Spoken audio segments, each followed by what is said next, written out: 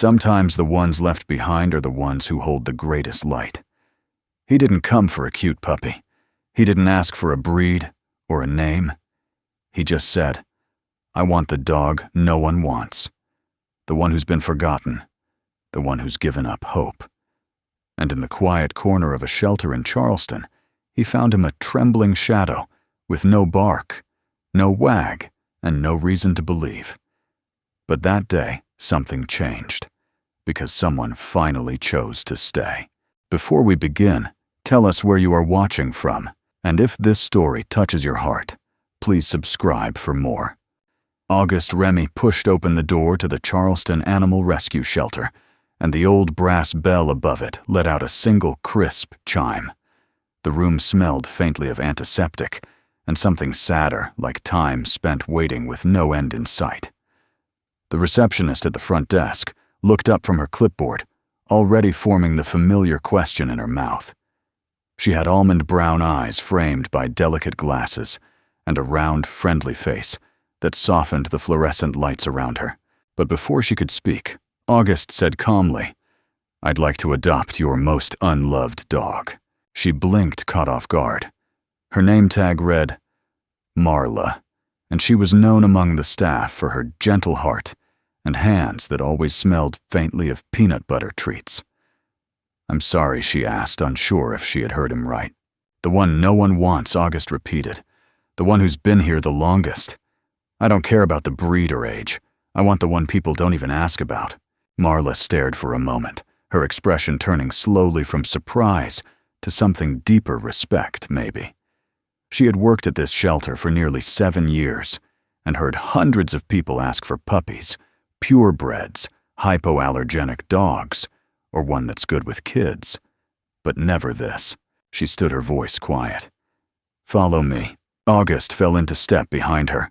He walked with a slow, steady gait, like a man used to measuring wood in exact lines and brushing dust from his thoughts. He was in his mid-40s, broad-shouldered, but softened by years of silence. His graying hair was tucked beneath a flat cap, and his fingers bore the calluses of both carving knives and paintbrushes. Once he'd been a well-known muralist in Savannah. Then loss came like a tidal wave, his wife illness the color draining from everything. He stopped painting. He started building furniture. The hallway stretched ahead, lined on either side with kennels. Dogs barked and jumped up as they passed, tails wagging, paws scratching metal. Some had signs above them with names like Bella or Rusty alongside a drawn heart or smiley face. Marla led him past the noise, past the hopeful eyes and twitching ears, to a kennel tucked in the far back corner beside the utility closet. The light didn't reach this corner easily. It was dim cooler, like a forgotten part of the world. Inside, on a concrete floor still damp from recent cleaning, lay a large pit bull with mottled gray fur and a scar along his left shoulder. His name was Duke, noted on a faded clipboard hanging crookedly on the cage. Duke didn't lift his head, didn't bark, didn't move.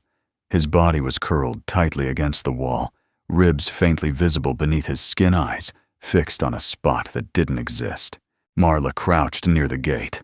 Her voice dropped to a whisper. "He's been here for 2 years. Came in after being rescued from a backyard fighting ring in Goose Creek. He doesn't trust anyone. He growls when people get too close. Last person who tried to adopt him gave up after 3 hours. We stopped recommending him." August knelt beside her. The concrete was cool beneath his knee. He didn't say anything at first, just studied the dog. The scar, the way his tail didn't even twitch. Duke finally shifted just enough to glance sideways. It wasn't eye contact, not really. But it was something. The look in his eyes wasn't fear. It was worse. It was detachment.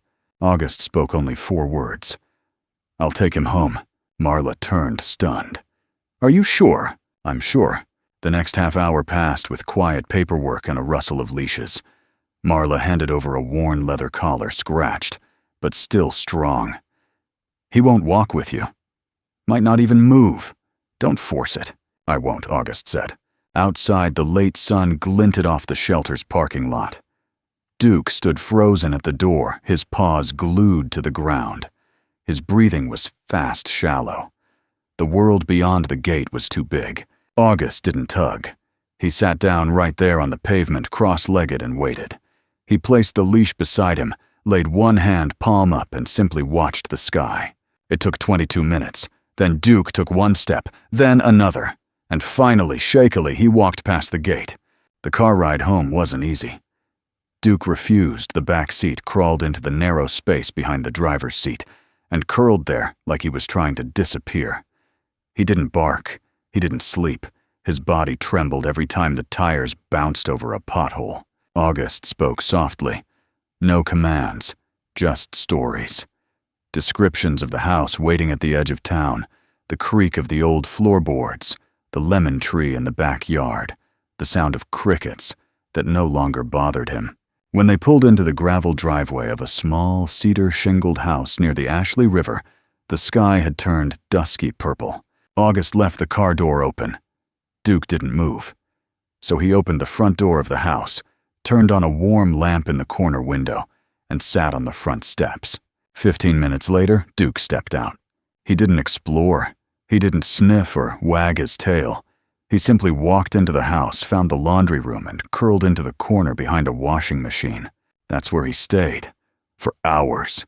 For the rest of the night. August didn't call for him. He laid a bowl of water nearby a folded blanket and sat against the wall in the hallway, reading a worn paperback by the soft light of a hallway lamp. He didn't try to pet him. Around midnight, the house fell silent. Crickets sang outside. The waves in the river rolled soft against the mud. And August whispered, "You're home, Duke." The dog didn't answer, but he didn't move away either. Charleston nights carried a kind of hush that belonged to river towns, where moss draped from the trees like veils, and the water always murmured something just out of reach. In August, Remy's small cedar house tucked between the bend of a lazy river and the edge of a forgotten trail, the silence was deeper. It wrapped around the walls, filled the floorboards, and settled into corners. One of those corners now belonged to Duke. For 3 days, the pit bull didn't move beyond the laundry room. He huddled behind the washing machine, breathing in short bursts, muscles tense even in sleep. His food bowl remained full. The blanket August had laid down stayed untouched. His eyes, a weary blend of honey and ash, rarely blinked. August didn't speak much. He wasn't trying to train Duke. He wasn't even trying to coax him out.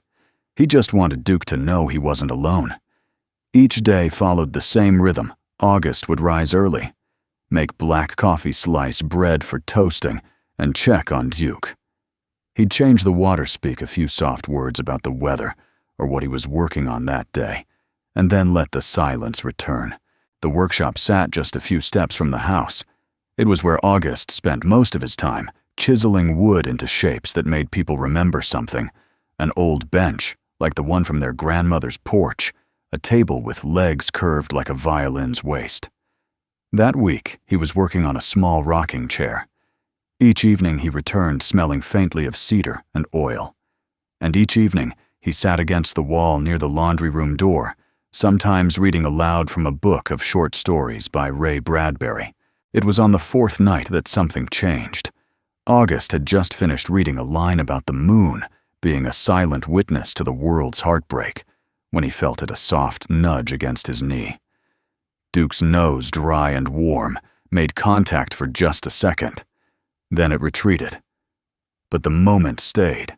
The next morning, Duke didn't bolt when August entered the laundry room. He didn't rise, but he watched. Not with fear, but with cautious awareness. August greeted him like he would a guest who didn't want to talk. No pressure, no expectations, just presence. That afternoon, while working on the porch, August met someone unexpected. Mr. Remy. A voice floated from the gravel path, hesitant, but clear. August looked up to see a young woman approaching. She wore a mail carrier's uniform, dark blue shorts, a matching cap, and a satchel slung over her shoulder. Her name tag read, Ivy Mendoza. Her hair was pulled back into a low bun, and her face carried the calm alertness of someone who'd seen both kindness and chaos on her daily route. "Package for you," she said, handing him a small box. "Looks like someone still believes in handwritten letters." August chuckled faintly. "My sister. She doesn't trust emails." Ivy smiled, then glanced toward the slightly open door behind him. "You got a new dog?" He nodded. "Just brought him home." From the shelter downtown, her tone softened. "Is it the one they call Ghost?" "Ghost. Yeah," she said, adjusting her satchel. "That pit bull in the back. Never barked. Never moved. Some of the volunteers thought he was a ghost in a dog's body. Never seen him wag his tail." August looked back toward the laundry room. "His name's Duke." Ivy tilted her head. "Good name." She paused. "I've got dog biscuits in the van if he ever warms up. My route's lonely. I like having regulars. Appreciate it." That evening, August placed the box from his sister on the table and poured himself a cup of chamomile tea. He noticed Duke had shifted slightly, no longer pressed fully into the corner. The blanket was rumpled. Progress. The next morning, something remarkable happened. While August sat at the kitchen table buttering toast, he heard the soft tap of claws on hardwood. He froze.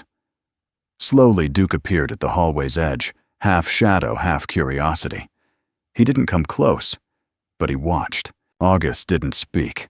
He reached for another slice of toast, broke off a small piece, and placed it on the floor halfway between them. Then he returned to his breakfast. Minutes passed. Duke didn't move, but he didn't leave either. By the 5th day, Duke began exploring other rooms, but always when August wasn't looking directly at him. His steps were light, his movements quick, as if afraid the house would reject him. But he came to the living room and sniffed the corner of the couch. He passed the door of the workshop and tilted his head at the smell of varnish. He paused by the back door, watching the birds flutter through the cypress trees. One night, August sat on the floor sketching a design for a side table. His pencil moved slowly across the page. Without warning, Duke padded over and sat 4 feet away. He didn't lie down. He didn't whimper.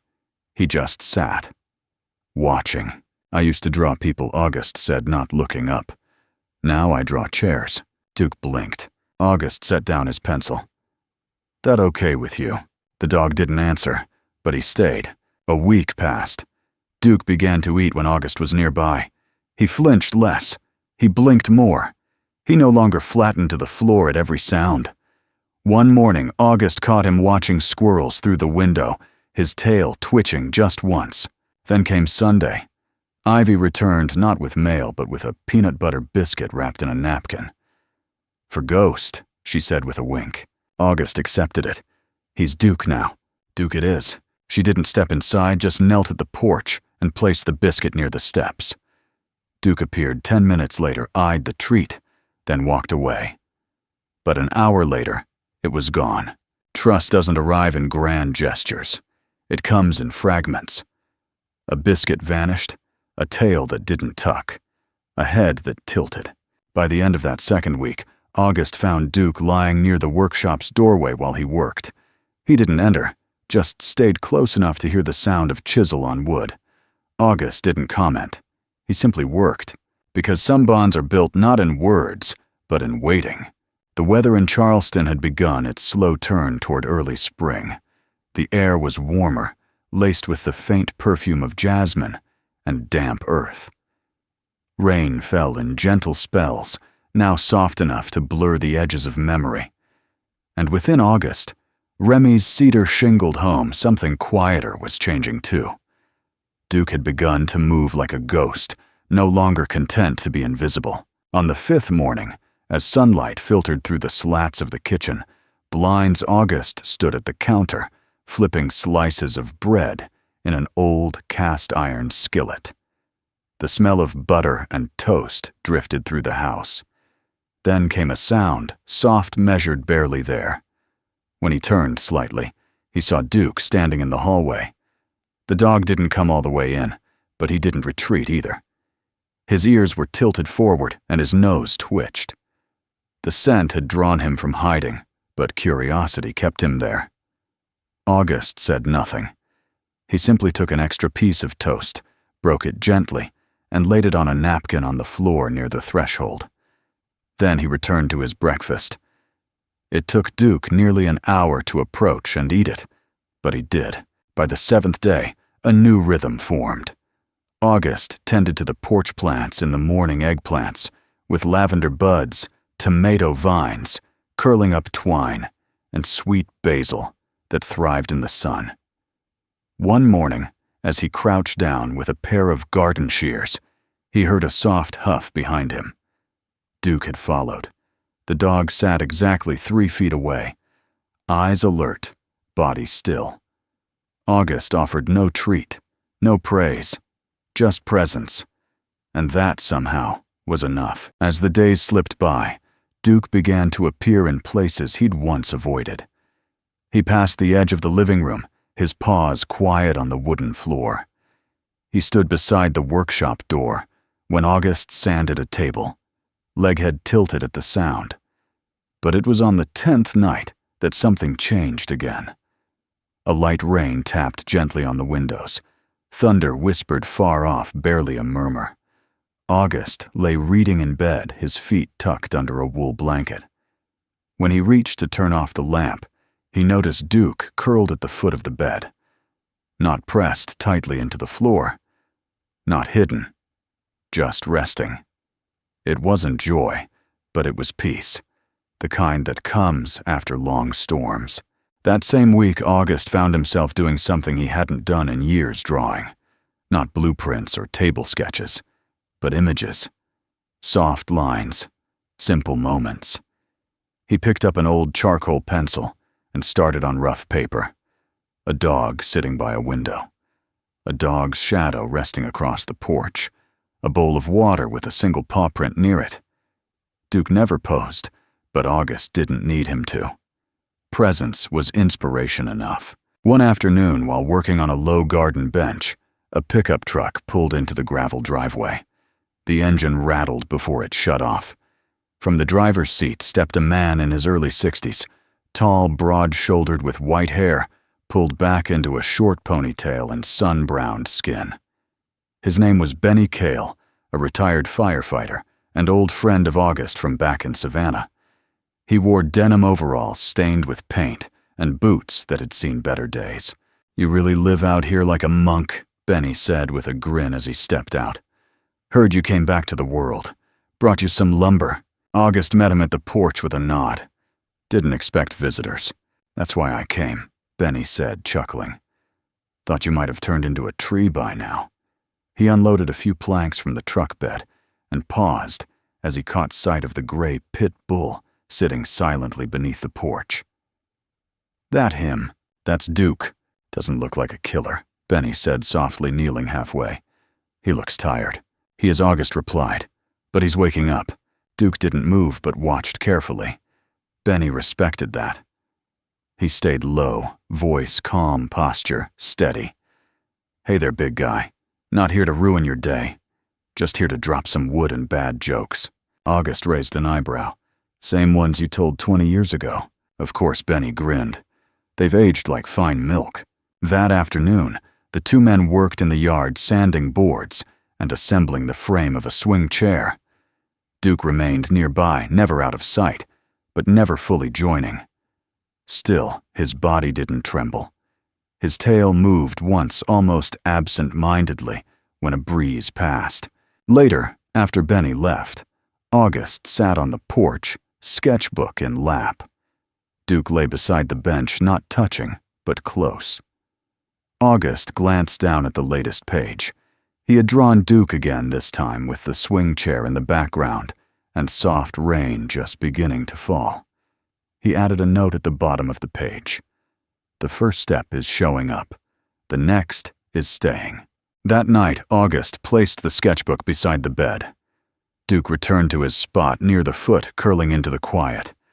In the stillness, August whispered, "You're doing good." "Duke."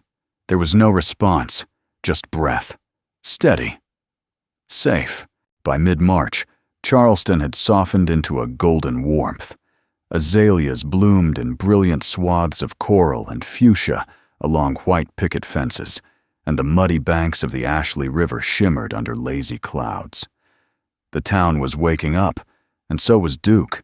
It happened on a Thursday morning, the kind where the breeze smelled faintly of cinnamon and pine.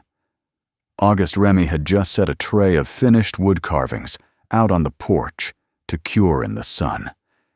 He wiped his hands on his apron, his mind already drifting toward the next design. Inside the house, Duke was asleep near the front door, his breathing steady paws twitching in dream. That was when the screen door creaked and a low, familiar voice called out. "Well, I brought the good batch today," came a voice lined with gravel and warmth. Billy Haynes, August's neighbor from across the marsh path, was in his late 70s. He wore suspenders over a short-sleeve button-up shirt, no matter the weather, and always carried the smell of nutmeg and pipe tobacco. A retired jazz musician turned amateur baker, Billy made pumpkin bread religiously, and every few weeks dropped by with a foil-wrapped loaf. This time, however, he wasn't alone. A small black terrier trotted beside him, its ears perked and tail swishing like a metronome. Billy noticed August's raised brow and chuckled. "Meet Sadie. She adopted me last month. Thought we'd introduce her to the neighbors." August stepped onto the porch, his eyes flicking to Duke still lying by the door. "He's not good with other dogs." Billy shrugged. "We'll keep our distance. Just wanted to say hi." But before he could take another step, Duke stood. Not quickly. Not in panic. Slowly, deliberately. He walked to the open door, placing himself directly between August and the old man. He didn't bark. He didn't growl. But a low rumble started deep in his chest, soft but unmistakable. Billy froze hands up. "It's all right, son. Just me." Duke's stance was calm but firm. His tail, low eyes narrowed not in fear, but in watchfulness. August placed a hand on Duke's back. "It's okay," he murmured. Duke glanced up briefly, then back at Billy. After a long pause, he stepped aside. Still alert, but no longer tense, Billy let out a slow whistle. "Well, I'll be. That dog just told me I was on his porch, and he said it like a gentleman." August watched as Duke returned to his spot by the door, posture relaxed again. "He's never done that before," he said quietly. "He didn't run. He didn't freeze. He protected." He found his voice. Billy nodded. "Took you in, now he's taken over." From that day on, something shifted. Duke began speaking in his own way, not with barks or growls, but with silent presence. He started accompanying August into the workshop every morning, curling near the entrance like a sentinel. He followed to the garden, sitting near the basil pots, as if guarding them from unseen threats. When someone passed the house too slowly, Duke would rise and watch. He never lunged. He never barked without reason. But he was present. Visible. Solid. Word began to spread in the small town. People who once whispered about the pit bull that should have been put down started calling him the woodshop dog. Ivy Mendoza, the mail carrier, now made a point to say hello to Duke first. Sometimes she brought him a small paper bag with a dog biscuit inside. Duke would accept it with a slow, deliberate sniff, then carry it back to the porch like a treasure. Then came the unexpected phone call. It was late afternoon. August was wiping down a finished coffee table when the landline rang, a relic he kept out of stubborn habit. The voice on the other end was strained and breathless. "August, it's Josie Latham from the library. I know it's odd, but we could use your help." Josie Latham, mid-40s, was the town librarian. She was a quiet woman with an encyclopedic memory, a fondness for chamomile tea, and a knack for organizing chaos. Her calm demeanor was legendary until now. "What happened?" "There's a boy, Mason, 8 years old. He ran out of his after-school class an hour ago. Nobody's seen him since. His parents think he might have gone toward the wetlands. We're organizing a search, but I remembered Duke, what you said about him. Would you bring him?" August hesitated. "He's not a tracking dog, I know," Josie said, But maybe he's something else. August looked down. Duke was already at the door, head tilted, ears twitching. They arrived at the edge of the wetlands 20 minutes later. Police cruisers and volunteers were fanned out across the muddy paths. Josie approached with a flashlight in one hand and a walkie-talkie in the other. Mason was last seen near the bird blind. We're worried he followed a trail too far. August unclipped the leash and knelt beside Duke. "All right, buddy," he whispered. "Let's see if you know something I don't." Duke didn't run. He didn't sniff wildly. He walked steady, purposeful toward the narrow trail by the cypress trees. August followed hard in his throat.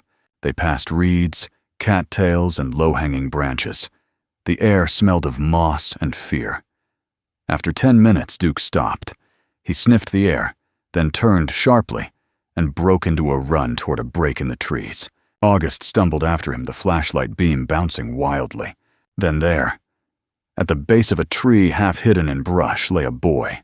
Mud-caked shoes, tear-streaked cheeks, his breathing shallow. Duke didn't bark. He lay down beside the boy, nose nudging his arm gently. Mason stirred. "Doggy." August dropped to his knees. "You're safe now, son." The paramedics said they found them just in time. Mason had been dehydrated, frightened, and slipping into sleep. Duke hadn't just found him. He had stayed. That night, the town paper ran a headline above the fold, "From Shelter to Sentinel Pit Bull Saves Missing Boy." A photo showed Duke sitting tall beside August's eyes, calm, the boy's muddy jacket barely visible in the background. August didn't hang the article, but he folded it carefully and placed it inside his sketchbook. That night, he opened to a new page and began drawing Duke, not in shadow, not behind glass, but standing in a field. Sunlight behind him had lifted, and beside the drawing he wrote, "Not broken. Becoming." The dawn arrived heavy with fog curling in pale ribbons across the backyards of Charleston, like ghosts reluctant to leave the night. The wooden porch of August Remy's home was slick with dew. Somewhere in the distance, a single bird called out soft, almost unsure of itself. Inside, Duke lay near the hearth head, resting on his paws. Though the house was quiet, there was a tension in the air, an unease that stirred beneath the walls. It was the kind of silence that held its breath. August sat at the kitchen table, scribbling half-thoughts into his sketchbook. He paused when he noticed Duke lift his head, nostrils flaring, ears slightly raised. The dog stood, walked slowly to the front door, and stared at it. Then came the knock. August opened the door to find Harper Whitman, a woman in her early 30s, with auburn curls pulled back in a messy knot, wearing a pale yellow sweatshirt stained with grass. She was Clara's mother. Her hands shook slightly, and her voice was tight with panic. "Clara's missing," she said. "She was at the park with her therapy aide. They turned away for a minute, and she was just gone." Harper had lived 3 houses down for the past year. Her daughter Clara was 7, a bright-eyed girl on the autism spectrum who spoke sparingly and preferred animals to people. She often waved shyly at Duke from her front steps, but never got too close. August stepped outside, grabbing his coat. When did she disappear? Maybe 30 minutes ago. The police are already at the park. Duke stood at the edge of the porch, unmoving, then suddenly turned his head toward the eastern path, away from the park, toward the thicket of trees that led to the marshland. Without warning, he let out a sharp, singular bark, then bolted. Duke, August called, but the dog didn't slow. Harper's eyes widened. "Should we follow him?" August didn't hesitate. Yes. They jogged behind him, the fog swallowing their footsteps. Duke led them down narrow footpaths past the garden and through the woods behind the neighborhood. August struggled to keep up his breath, growing short, but Duke's movements were steady and urgent, his nose low, his ears twitching. At the edge of the marsh, they caught up to him. He was circling a weathered wooden shack, half collapsed and covered in vines. It was an old trapper's hut, unused for decades. Duke barked again, this time louder, sharper. He pawed at the door. August pushed it open. Inside, barely visible in the dim light, was Clara. She was huddled in a corner, her tiny frame curled into herself. Her clothes were soaked hair tangled with leaves, but she was alive. Her eyes darted upward, then widened at the sight of Duke. He didn't move toward her. Instead, he lay down just inside the doorway, lowering his head to the ground. Ears relaxed. Clara slowly reached out and touched his fur. "She's here," Harper called back. Voice cracking. "Oh my God, Clara." August stepped aside as Harper rushed in, wrapping her arms around her daughter, trembling with relief. Clara didn't resist. She kept one hand on Duke's back. When the paramedics arrived, Duke remained beside Clara until she was safely lifted into the ambulance. He watched the flashing lights, then turned and returned quietly to August's side. The story traveled faster than wind through the town. By noon, local news vans were parked outside August's driveway. Reporters spoke of a dog once deemed unadoptable who had led the search to find a missing girl. The Charleston Daily Tribune ran the headline the next morning, "Forgotten Dog Becomes Hero Duke Saves Missing Autistic Child." The article featured a photo of Duke sitting beside Clara's front yard, the girl's small hand resting lightly on his back. That evening, August received a phone call from the Charleston Animal Rescue Center. It was Nancy Delaney, the shelter director. She was in her 50s, with a gentle Southern accent and a heart hardened by years of hard choices. "I read the story twice," she said, her voice low. "We had no hope for him. I told people he might never be saved." And now she paused. "He's the reason a child gets to go home." August looked down at Duke, who lay at his feet breathing softly. "He was never broken," he replied. "He just needed someone to believe it." Nancy exhaled slowly. "Would you come speak at our annual adoption event next month? You and Duke. We're not much for speeches. You don't have to speak," she said. "Just show up." That's all he ever needed, right? August smiled. "We'll be there." Later that night, he sat on the porch under a canopy of stars. The fog had lifted. Crickets hummed. Fireflies blinked like distant dreams. Duke rested near the swing chair, eyes half closed, his breathing even. August opened his sketchbook and began a new drawing, a girl and a dog sitting together, in silence, one hand, one paw, one moment. He titled it, "Light in the Dark." Sometimes healing does not come in loud triumphs. It comes in quiet loyalty, in small steps, in choosing to stay even when the world has given up on you. Duke was not a hero from the start. He was broken, forgotten, left behind. But someone showed up. Someone stayed. And because of that, Duke became more than rescued, he became a rescuer. In our daily lives, we often pass by the quiet ones, the ones who seem distant, the ones who've stopped trying. But maybe like Duke, they are not beyond hope. Maybe they are just waiting for someone to believe in them. Maybe we all are. If this story moved something in your heart, share it with someone who needs that reminder today. Leave a comment to tell us your thoughts, and subscribe to the channel so you never miss a story that reminds us we are never too broken to matter.